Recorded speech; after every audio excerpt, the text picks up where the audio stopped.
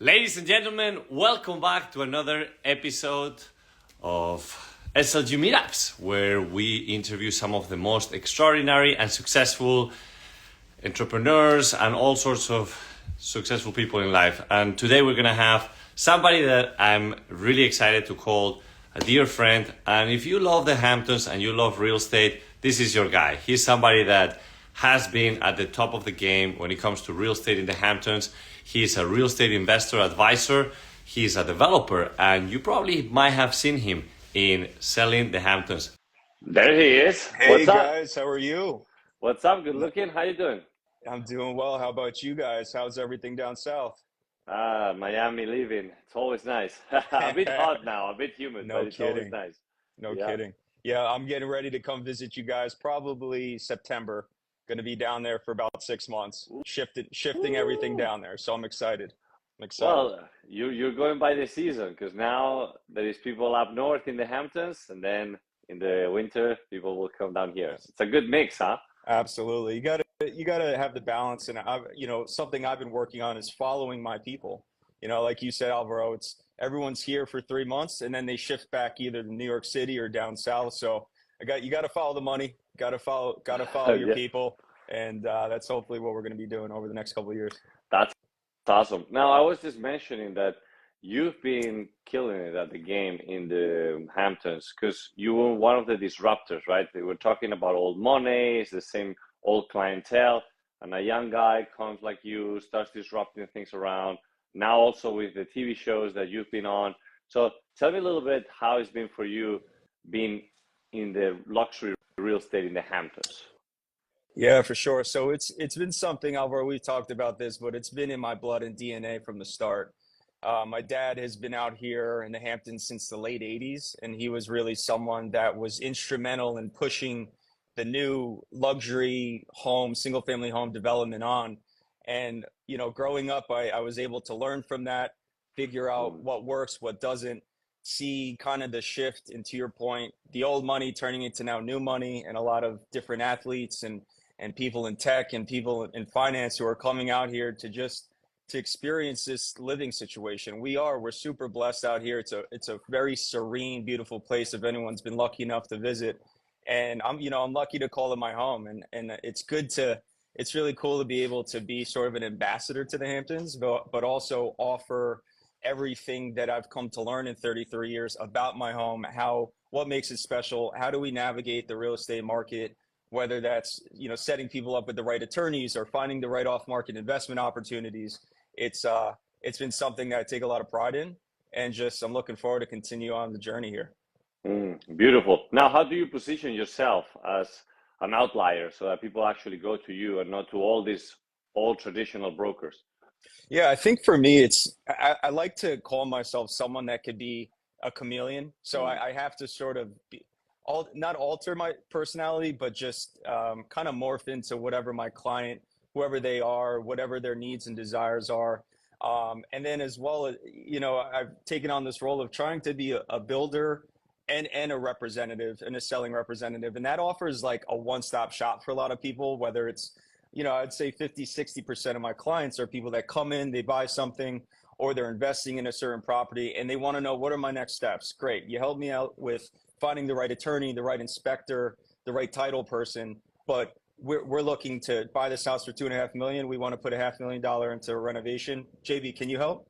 And so I think, having my guys and my development group be there in terms of, and really from the onset of me walking through with a different clients, certain transactions, my guys are there as resources. So I think for me, it's just being kind of all encumbering, someone that can be a resource from start to finish of looking and purchasing a home to finishing it out, building it out, renovating the home to make it something that those people want.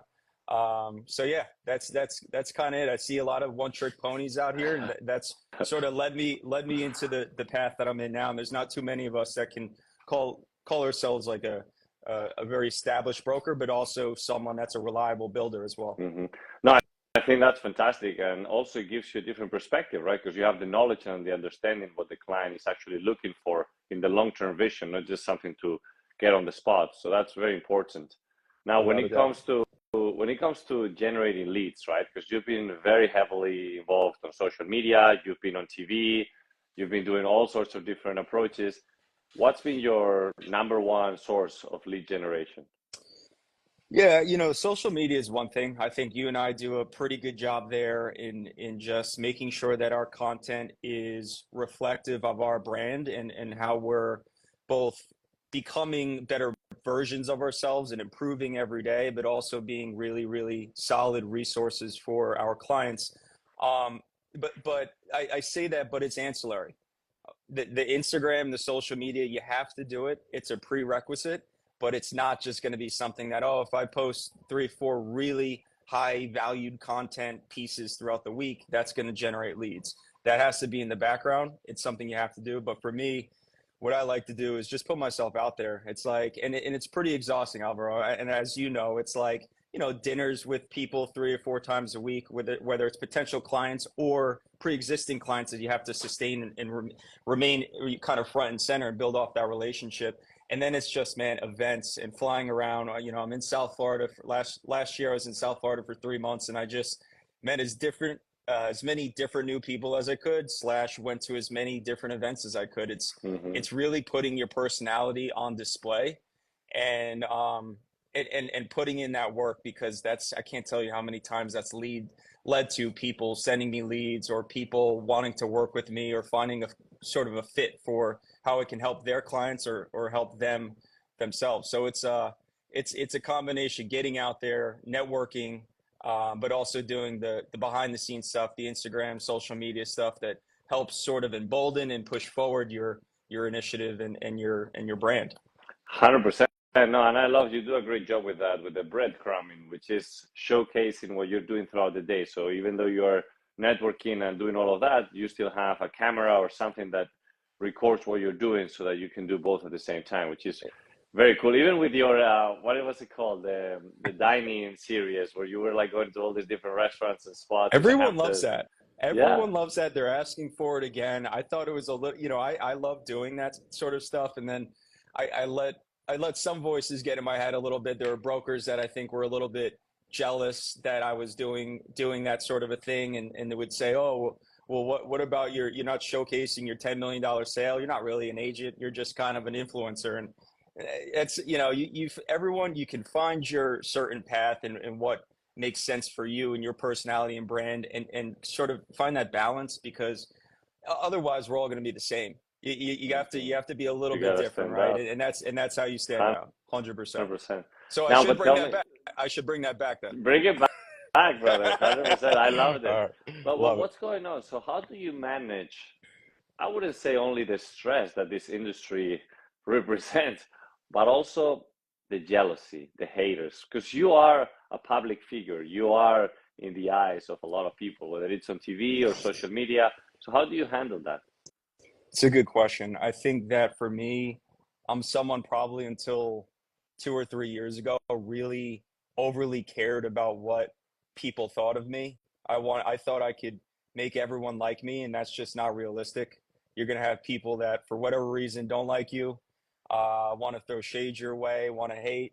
I think it's more pronounced now than ever, especially on through social media. But for me, it's like, shoot, you got to be able to block out that noise. And I mean, as active as I am in social media, I really try not to even look at the comments. Sometimes it was more prevalent when, I was on the TV shows and you'd see that 1, 2, or 3 comments on a post that were just, I don't know who you are, but they were throwing hate and all you do is just help the rich and this and that. And, that's cool. It's part of what we do. It's part of your success journey. I think that's going to come inevitably, but it's about how you react to it and how you kind of persevere through that stuff. And for me, it's just blocking it out. And, one other thing that I think you mentioned is that, and you do a great job with this, Alvaro, and it's actually, I do have to say you're someone that motivates me every day. And I mean that. So I'm lucky to call you a very good friend,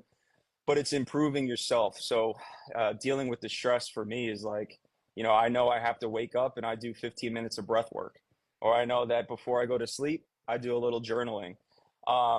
and of course working out too, those things you start to learn about yourself and what you need to in order to be the most best version of yourself and the most successful person you can possibly be. And it's not easy. It's work. It's, you know, it's actual work every day. And there's certain Mhm. days you wake up, as I'm sure you do too, and it's like, man, I can't do this today.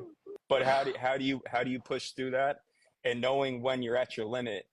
Like, for example, this past weekend, I was at my limit. I've just been running around. Everyone's out here in the Hamptons for the summer. 4th of July week was crazy with clients, dinners, and events and this. And I needed to check out for 48 hours. So what I did was I hopped in my car. I went upstate by myself, checked into one of my favorite little hotel spa and inns and got a massage and was there for 48 hours, did a little hiking, did a little journaling. And then I come back recharged and I'm good to go for the rest of the week. So I think like the next iteration of improving yourself and doing the work is knowing when you've reached your max, where you know you're going to break or you're going to explode on someone, and to avoid that, knowing that, being that, having that self-awareness and being able to just be like, I'm checking out for 2 days. You know, if you need me emergency, shoot me an email, but other than that, I'll catch you on Wednesday. You know what I mean? And I think that's something I've learned about myself too. I need that sometimes. That's very powerful and well said, because we always try to push so much that we don't stop until we are actually burnt out. It's very important that people understand that in order to reach a higher level, you gotta understand that there's moments where you gotta recharge the batteries. Like this weekend, I have a 100-mile race, and you cannot just fully run 100 miles without stopping to grab some food or drinks. You'll die, you know. So it's about how you see the ultimate goal and how you start breaking those into smaller, tangible goals. And you do that a good job with that. Now look Well, at you. You got a great tan. You have a better tan than me, and I'm in Miami. I'm like, holy shit! This is so lucky. I got lucky over the last 2 days. I got a little bit of sun, which is always good. But yeah, I mean, I want to ask you too. You know, someone that is so successful and has really positioned themselves as a leader for the next generation, and people like us, you know, 30s, 40-year-olds, but also 20-year-olds who are coming up and learning different ways and different skills to improve themselves. What is your motivation every day? What is your motivation to get up and go do another 100-mile race or an Ironman on a different continent? What drives you, and how do you push through those times where you're like, man, I need a break, or I think I'm done. My body's not going to respond well to this. Like, how do you push through Yeah. Well, I always have that bigger vision, and there is a why behind every crazy goal that I have. So when you have a strong why, you find more strength than you even thought you had. Because a lot of times when we think we reach that limit, there is actually still more room for you to go through.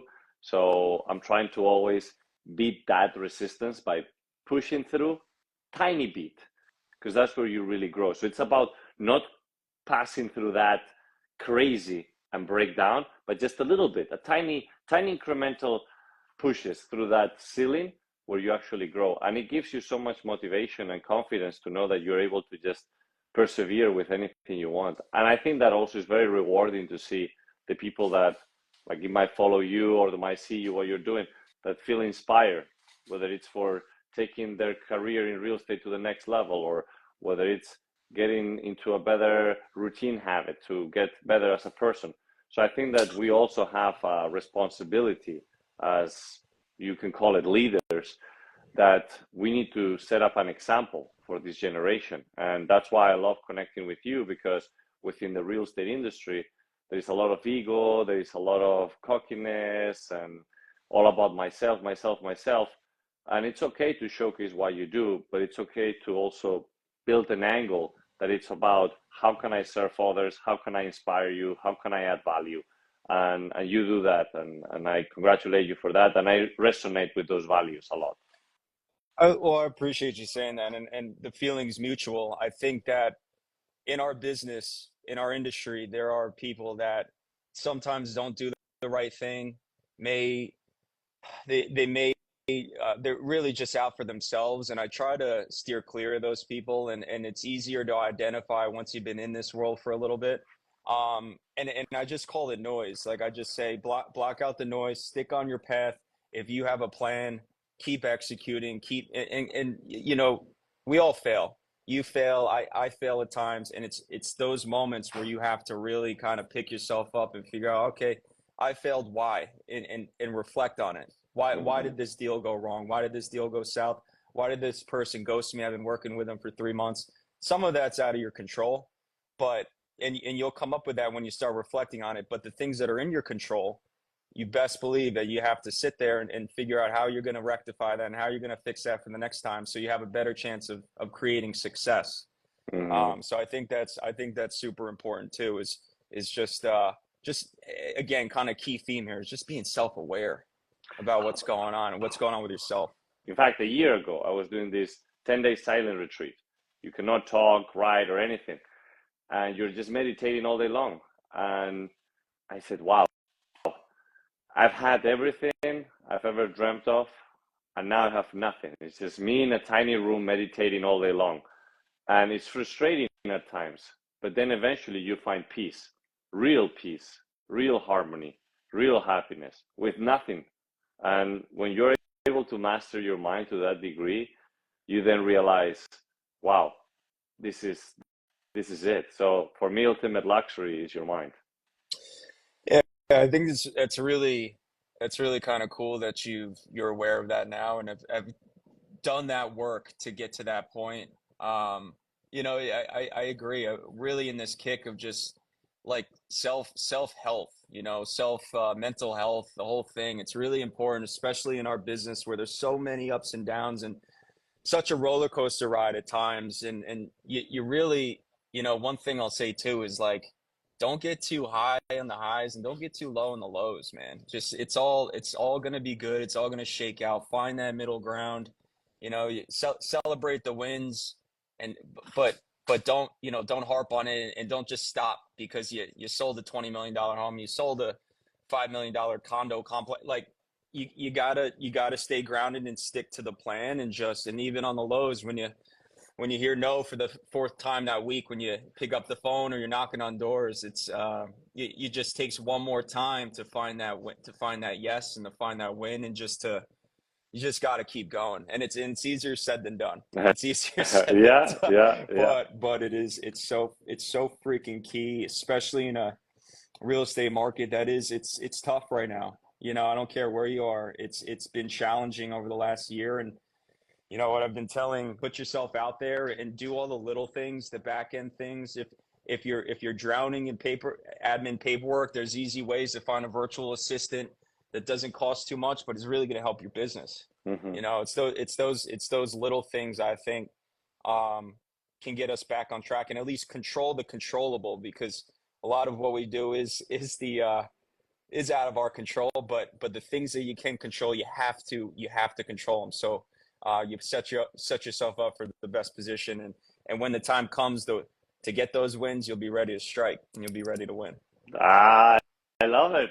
See, mindset, man, you have a good one, and you definitely are a great mentor and inspiration for many. So I definitely encourage everybody to follow JB, anything Hamptons related. He's your guy. If you haven't seen him on TV, go check it out. Selling the Hamptons, stream on Max. And brother, I can't wait to see you here in South Florida whenever you come visit. Or if I ended up going up north, I'll let you know. But always a pleasure. Always a pleasure, brother. I appreciate the time, and good luck to everyone, and enjoy summer. Take care.